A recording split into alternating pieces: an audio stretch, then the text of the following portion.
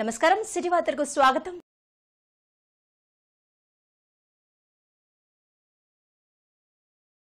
భద్రాద్రి కొత్తగూడెం జిల్లా ఇల్లెందు ఇండియా కూటమి తరపున పోటీ చేస్తున్న కాంగ్రెస్ పార్టీ అభ్యర్థి పోరిక బలరాం నాయక్ను గెలిపించండి, మతోన్మాద కార్పొరేట్ విధానాలు అనుసరిస్తున్న బీజేపీని ఓడించండి అని సిపిఎం పార్టీ నాయకులు పిలుపునిచ్చారు. సిపిఎం జనరల్ బాడీ సమావేశంలో మండల కార్యదర్శి అబ్దుల్ నబీ అధ్యక్షతన మంగళవారం జరిగింది. ఈ కార్యక్రమంలో కాంగ్రెస్ నేత Yellandu MLA Koram Kanakaiah, CPM party Bhadradri జిల్లా పార్టీ కార్యదర్శి అన్నవరపు కనకయ్య ముఖ్య అతిథులుగా పాల్గొన్నారు. మే 13న జరిగే పార్లమెంట్ ఎన్నికల్లో మైబాద్ పార్లమెంట్ స్థానం నుండి ఇండియా కూటమి తరపున పోటీ చేస్తున్న కాంగ్రెస్ పార్టీ అభ్యర్థిని పోరిక బలరాం నాయక్ను అత్యధిక మెజార్టీతో గెలిపించాలని ప్రజలకు, పార్టీ శ్రేణులకు కోరం కనకయ్య, అబ్దుల్ నబీ పిలుపునిచ్చారు.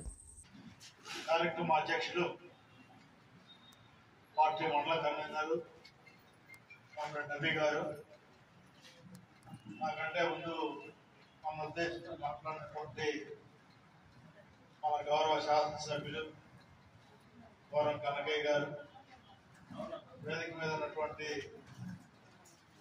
కృష్ణ గారు, వేపాకుల శ్రీనివాస్ గారు, ఆలెట్ కిరణ్ గారు, మోహన్ రావు గారు, కార్యక్రమంలో పాల్గొంటున్నటువంటి సోదరి సోదర కామ్రేడ్స్ అందరికీ, ఇతర కాంగ్రెస్ పెద్దలు,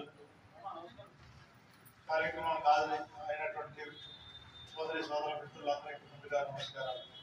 గడపలు ఇప్పుడు చెప్పారు రవి గారు, గ్రామాల్లో ఉన్నటువంటి ప్రతి వీధిలో ప్రతి ఇంట్లో కూడా మనకు ఏదైతే హామీలు ఇచ్చామో, సంక్షేమ గ్యారంటీ ఇచ్చామో, ఆ గ్యారంటీ ప్రజలకు తీసుకుపోవాలి.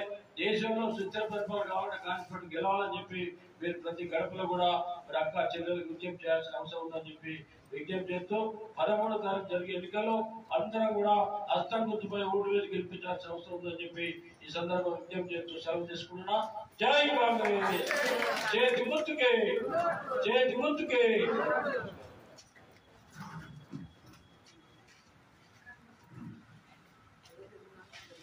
ఎమ్మెల్యే గారికి మనందరి తరఫున, సిపిఎం పార్టీ మండల కమిటీ తరఫున వారు మాట్లాడినందుకు ధన్యవాదాలు తెలియజేస్తూ, ఈ యొక్క కార్యక్రమంలో చెప్పారు, రేపు మనం కాంగ్రెస్ కార్యకర్తలు మనమంతా కూడా కలిసి పనిచేయాల్సినటువంటి అవసరం ఉంది.